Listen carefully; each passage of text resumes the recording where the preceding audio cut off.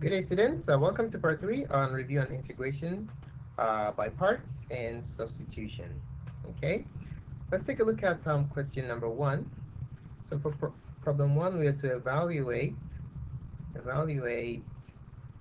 um, the indefinite integral of the inverse tangent of x dx. All right, so this is an integration by parts problem. Now, what is our u going to be and what is dv going to be? Using our Lipet rule, um, we see that the inverse trig function arctan of x ranks pretty high on our continuum. So I is for inverse trig function. So our u is going to be tan x. And you can view the x as a power function, as a polynomial function of the form dx is the same thing as x to the 0th power dx, because x to the 0 is 1 and you have a 1 right here. All right, so you can view it that way. So dx is going to be our dv, and arctan of x will be our u. All right, so this is u right here, it's u, and this is dv. All right, so let's set it up. We have u is equal to arctan of x, and dv is equal to dx. So what do we need to find? Let's write down our formula first for integration by parts. The integral of u dv is equal to uv minus the integral of v du. So we already have u, we just need to find v and du. Okay? To find du, we just differentiate this equation implicitly from both sides. Du is equal to the derivative of the arctan of x is 1 over 1 plus x squared dx. All right? And then on this side, to get v, we're going to do the opposite of what we did here, which is integrate. Okay? We're going to integrate 1 dv and integrate 1 dx. So that yields v is equal to x. All right. Now we're good to go. Let's go ahead and set up our uh, equation. We're going to apply this problem, apply this formula to this problem. So the integral of the arctan of x, which is u, dx, which is dv, is equal to uv. U is a arctan of x and v is x, so let's write it in order. X times the arctan of x minus the integral of v du, which is x, times 1 over 1 plus x squared dx. Okay? Now we're going to shift our attention to this integral right here. Now, what technique of integration can we use to evaluate this integral? Do you see a function and its derivative in this problem? Absolutely. If you look at this composite function right here, the inner function 1 plus x squared, upon differentiation, you get a multiple of x dx. Okay? So using u substitution for this piece, we're going to call u the innermost function whose derivative is x is a multiple of x dx, so 1 plus x squared. Now to get what dx is, we need to differentiate this on both sides. The u is equal to 2x dx. All right, since we already have x dx accounted for, we need to address this 2 right here. So we divide both sides by 2, divide by 2, divide by 2. So we know for certainty that du over 2 is equal to x dx. Okay, now we're going to be substituting u, which is equal to 1 plus x squared, and x dx, which is equal to d over 2, into this integral right here, and we'll evaluate it using our u substitution.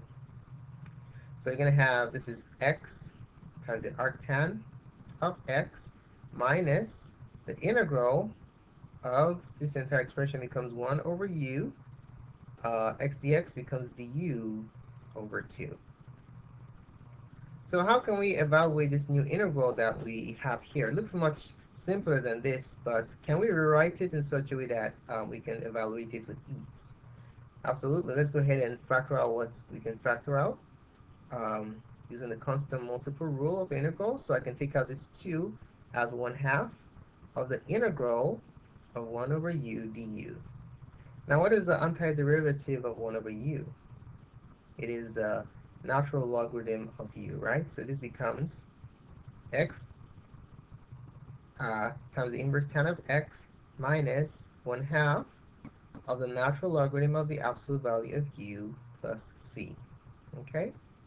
Now, remember the original problem was in terms of x, so we need to plug in the value of u back in there in terms of x. So we're going to have x tan, the arctan of x minus 1/2 times the natural logarithm of, now u is 1 plus x squared. If you take a look at 1 plus x squared, whatever value x is, positive or negative, this will always be positive. So we don't really need the absolute value here. So we can just write it as a natural logarithm of 1 plus x squared, close that, plus c. And that is your final answer, the value of the antiderivative of the arctan of x. All right, let's take a look at question number 2. All right, so for number 2, let's see, we're going to evaluate, let me change my tool here. We're going to evaluate the indefinite integral of cosecant x cotangent x divided by 1 plus cosecant square x dx. Now let's take a look at this integral for a minute, and let's ask ourselves, what approach are we going to use here? Do you see a function and its derivative here? Do you remember what the derivative of cosecant is? Let's write that on the side. If you remember your differentiation rules, the derivative of cosecant x is negative cosecant x cotangent x. Right? So you see that right here, cosecant x cotangent x. So if we call u cosecant x, which is the innermost function of this composite function right here, then we automatically have what the u is, because the derivative of cosecant is a multiple of the other function right there. Okay? So we're going to call u is going to be, let's use a different color here. U is going to be cosecant x. Du is going to be negative cosecant x cotangent x dx. Now notice we just have cosecant x cotangent x dx. This has a minus, so we have to address this negativity here. We just simply divide both sides by -1 or multiply by -1. Same thing, so divide by -1 both sides. So you're going to have negative du is equal to cosecant x cotangent x dx. Now we are ready to make our u substitution, using u for cosecant x and negative du for cosecant x cotangent x. All right? So when I apply my substitution here, I'm going to have the integral of 1 over 1 plus, instead of cosecant square, I'll have u square. And then the numerator, cosecant x cotangent x dx, is simply negative du. All right? So let's write this nicely. This can be written as negative, using the constant multiple rule, of an integral of 1 over 1 plus u square du.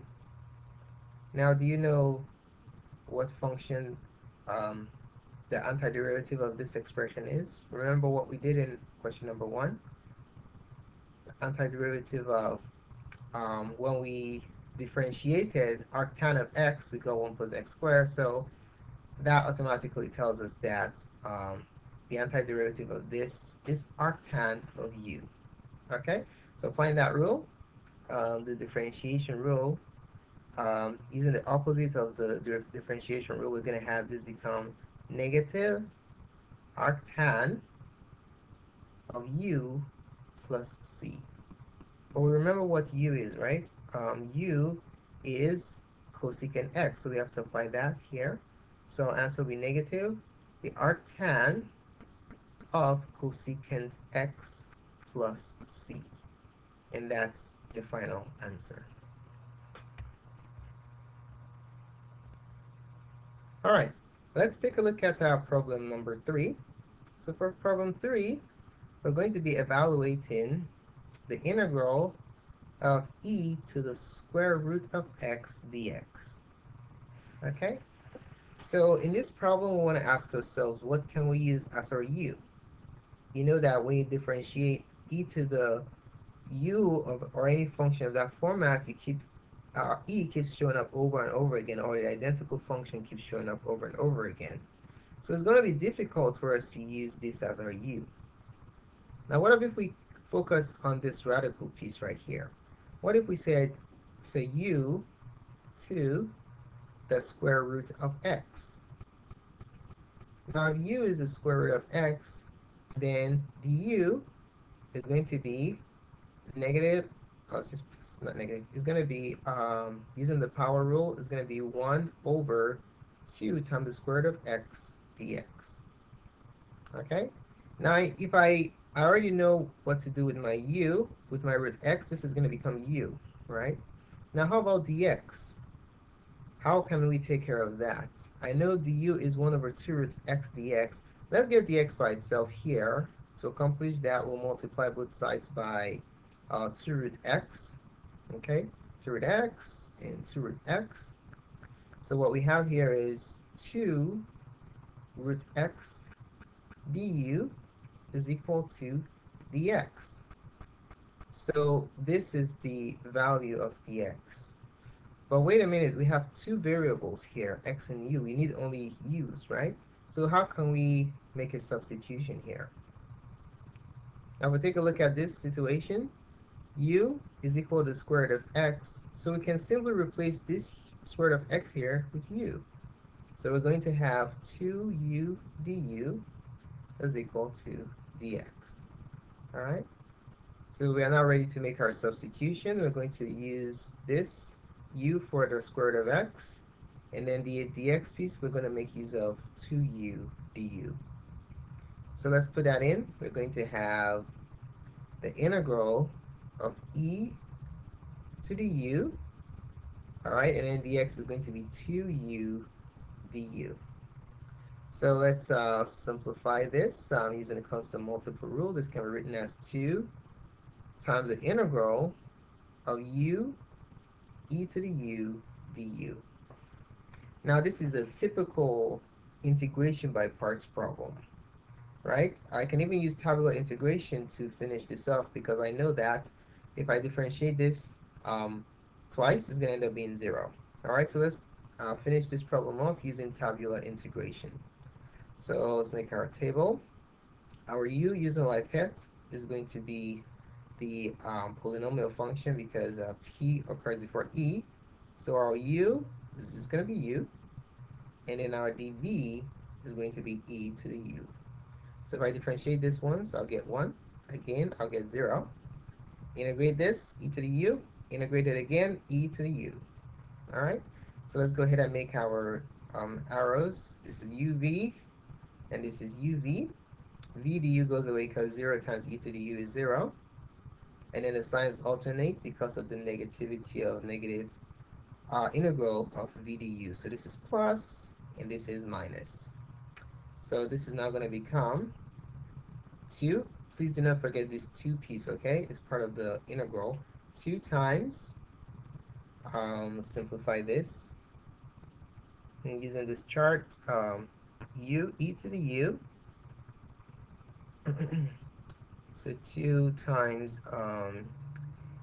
u e to the u, and then minus e to the u plus c.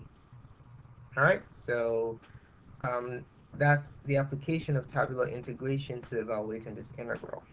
So are we done? Is this a solution to the original problem? The answer is no, because remember the original problem was to evaluate the indefinite integral of e to the square root of x, right?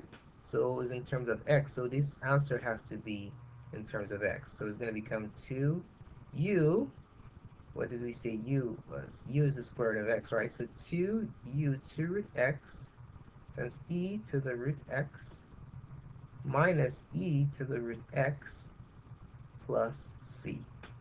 All right, and we can simplify it a little bit further because these two are common. We can factor that out. That becomes 2 e to the root x times root x minus 1 plus c. And that's our final answer. All right, let's write the square root very well. So root x like that. All right, let's take a look at the last question, problem number 4. So for problem 4, we are to evaluate the integral of 2x over x minus 5 to the third dx, okay? So let's do this one. We can use a constant multiple rule. Let's take out the 2. So we can write this as 2 times the integral of 2x over x minus 5 to the third. All right, so let's go ahead and evaluate this. Oh wait, I took out the 2 and then I wrote it again. Okay, the 2 should be gone. Let's try it again. So 2 times x over x minus 5 to the third dx. Sorry about that.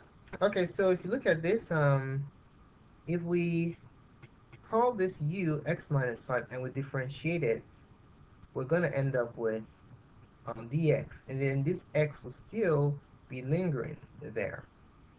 So the question is, if I call x minus 5 my innermost function here u, is there a way where we can take care of this x situation here?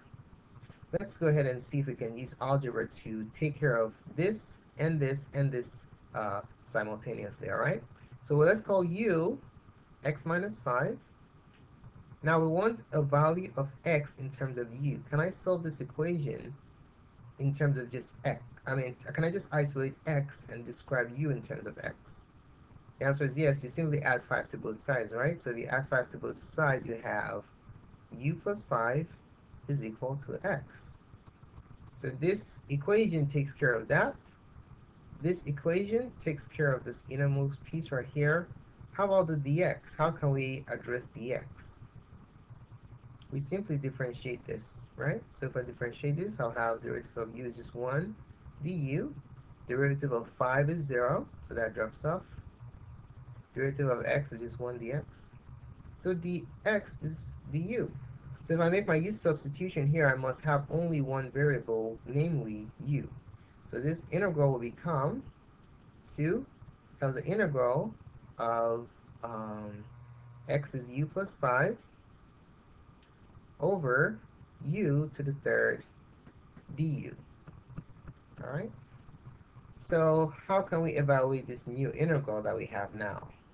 I can simply decompose this into 2 fractions with ease and then do term by term integration. So I'm going to have 2 times the integral of u over u to the third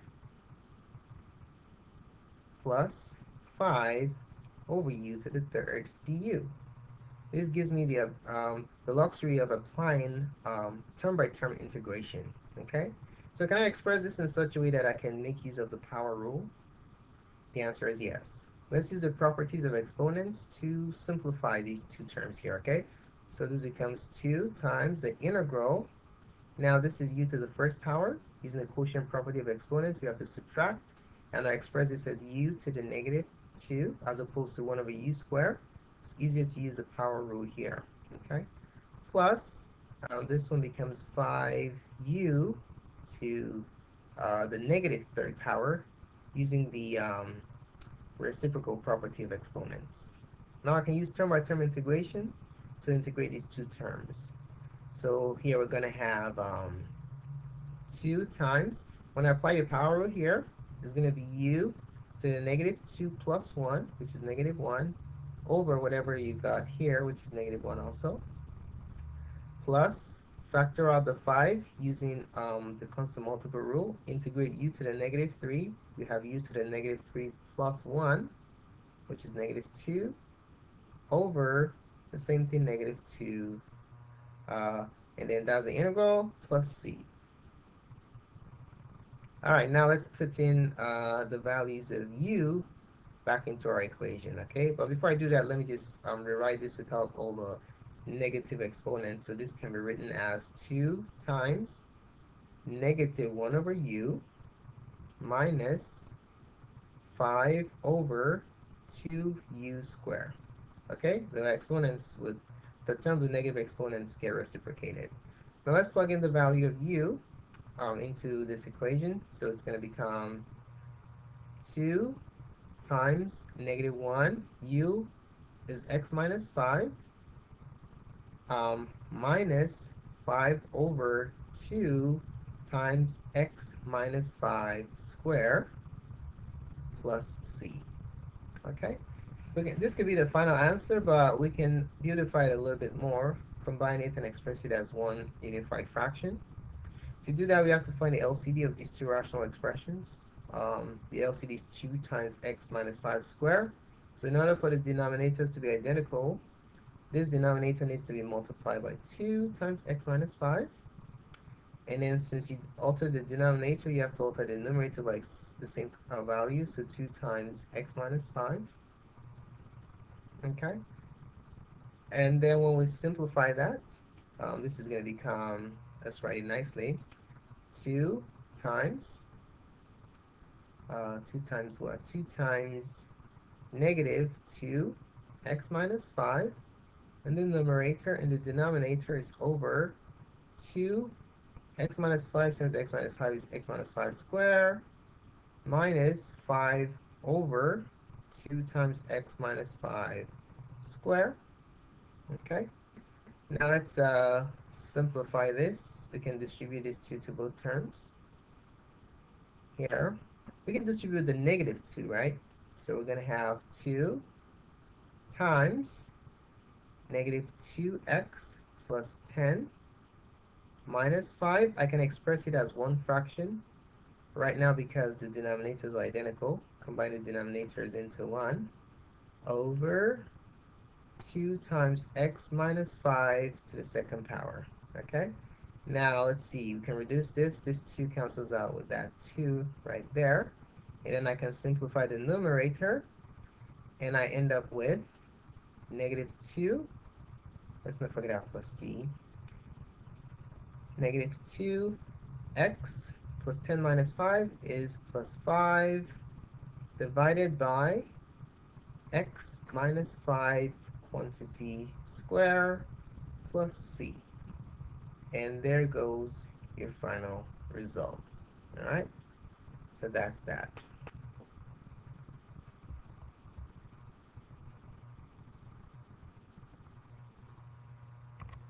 So thanks so much for taking the time to watch this presentation. You could feel free to subscribe to my channel by clicking up here.